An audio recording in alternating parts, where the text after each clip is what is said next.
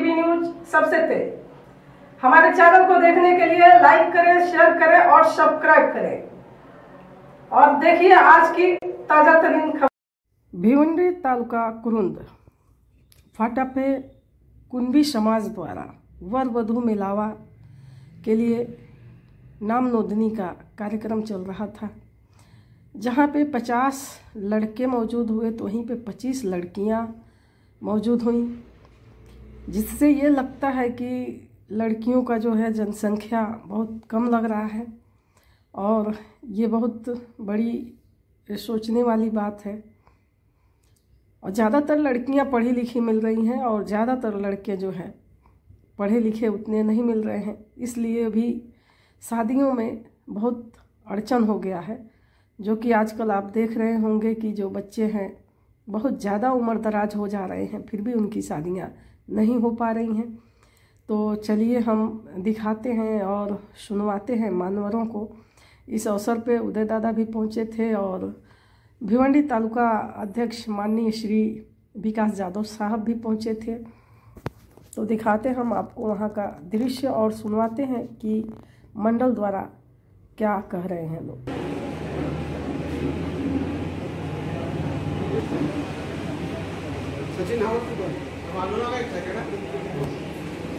बोलना रखता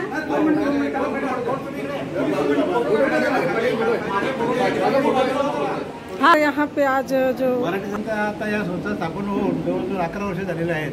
त्या 11 वर्ष कालावधी 5,500 नोंदणी झाल्या वधू मुलांच्या आणि जवळजवळ 3-3.5 हजार लग्न जमलेले आहेत। आता काही आम्ही असा पण उपक्रम केलेले आहे की ज्या महिलांचा म्हणजे घटस्फोट झालेला आहे किंवा त्यांच्या कोर्ट मॅटर झालं असेल तर विधवा उद्योग असतील त्यांचे पण आम्ही नोंदणी करून त्यांचे आम्ही प्रश्न सोडवतो आणि असे सुद्धा आम्ही लग्न जुळवतो। ही सामाजिक कार्य ही संस्था राजकारण विरहित आहे, याच्यामध्ये कुठल्याच प्रकारचे राजकारण नाही आणि हे जे जे काम करतात संचालक मंडळ ते सगळे सेवानिवृत्त कर्मचारी आहेत, कुठलेही वेतन न घेता कुठलीही मानधन न स्वीकारता हे सामाजिक कार्य आम्ही करतो। काय उद्देश निमित्त करतो? आपल्या समाजाचं जडणघडण झाली पाहिजे आणि मुलामुलीची लग्न जुळली पाहिजेत। काही आता बरेचसे प्रेम प्रकरण असतात, आत्महत्या होतात, तर त्यांना पायबंद घालता येतो आणि त्यांचं प्रबोधन करता येते, समाजाचं प्रबोधन करता येते। काही जुन्या चालीरीती आहेत त्या बंद करायला, त्या अनावश्यक ज्या चाली आहेत त्यांना पायबंद घालण्यासाठी आम्ही प्रबोधन करतो समाजात। आज किती नोंदणी आपली झाली, म्हणजे फॉर्म किती आले आणि किती सक्सेस म्हणजे त्याच्यात तुम्हाला रिझल्ट मिळाला? आता आमच्याकडे जवळजवळ नवीन मुलांच्या नोंदी झाल्या 50 आणि मुलींच्या 25 म्हणजे 75 नोंदी आमच्याकडे आता झालेल्या आहेत आणि जवळ 350-400 मेंबर उपस्थित होते। त्यांच्या नोंदी केलेत असे आले, त्यांचे पालक आले होते, त्यांच्या आईवडील आले होते, त्यांनी आपलं प्रेझेंट दिले इथे। त्याच्यामुळे जवळजवळ 350-400 उमेदवार प्रतिनिधि उपस्थित होते आणि हा कार्यक्रम व्यवस्थित पार पडलेला है। सर, देखा जाए तो अभी आपने बोला कि 25 लड़कियों का नाम दर्ज हुआ है और 50 लड़कों का। कहीं ऐसा तो नहीं कि लड़कियों की जनसंख्या कम है? लड़कियों की जनसंख्या कम हो रही है। अभी क्या सरकारी नौकरी चाहिए, ऐसा होता है ब्लॉक पाइए बाहर रहने का, ऐसे वो लड़की बोलते हैं तो उसको हमें परिवर्तन करता है मन में कि ऐसा नहीं करने का, जो है वो आपने करने का है ना।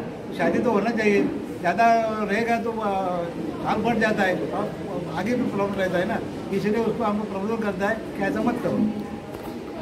12,000 रुपयावर काम करतात आणि पोस्ट डिग्री अतिशय उच्च शिक्षित मुली या गोडाऊन क्षेत्रामध्ये आणि डिप्लोमा होल्डर मुलांना स्वीकारायला तयार नाहीत, ही वस्तुस्थिती आहे। आणि याला कारण मुलं जबाबदार आहेत। शिक्षणाच्या बाबतीमध्ये मुली ज्या आहेत ना त्या अतिशय टॅलेंट आहेत आणि त्या एक वेगळ्या मार्गाने अतिशय उच्च प्रतीचं शिक्षण घेत आहेत आणि मुलं ही थोड्या पगारामध्ये टवाळगिरी करतात, अगदी काही नाही आणि एन्जॉय करतात, मजा करतात।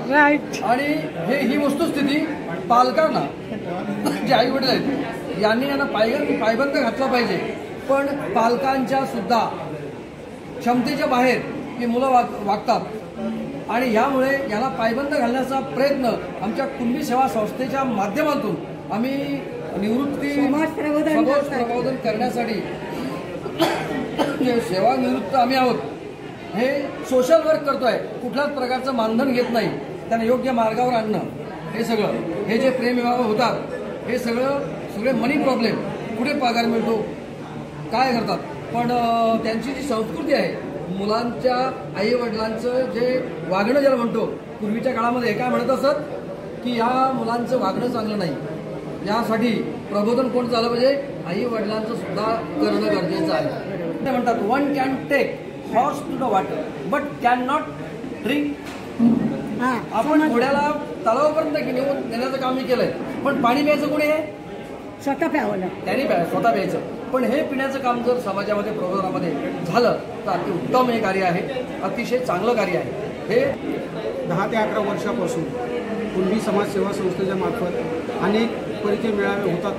प्रत्येक तालुक्यामध्ये जवळजवळ कुणबी समाजाची संस्था आहे, परंतु आपली समाज संस्था जी काम करते ती ठाणे आणि पालघर दोन्ही जिल्हे मिळून काम करत असल्यामुळं प्रत्येक तालुक्याला आम्ही समाविष्ट करून घेण्याचा प्रयत्न करतो. प्रत्येक तालुक्यामध्ये आपण पाहत असाल, पत्रकार म्हणून तुम्ही पण भेट देत असाल, प्रत्येक ठिकाणी आपल्याला लक्षात येतं की मुलींची संख्या कमी आहे. जेव्हा 100 मुलं हजर असतात तिथे 30 मुली हजर असतात, म्हणजे 70 आणि 30 7 3 अशा प्रकारचा डिफरन्स किंवा आलेख चाललेला आहे. तो भरून काढण्याचं जास्तीत जास्त प्रमाण आम्ही करतोय. आणि प्रत्येक मुलाची जशी अपेक्षा आहे तशी मुलीची सुद्धा अपेक्षा आहे. परंतु काही ठिकाणी असं सुद्धा लक्षणात येते की मुलींच्या अपेक्षा प्रमाणाच्या बाहेर पण आहेत. त्यांना कुठेतरी मुलांनी एक पाऊल मागे किंवा मुलींनी एक पाऊल मागे समाजाकरता कुठेतरी काम केलं पाहिजे, ते काम करण्याचं काम आम्ही करतोय.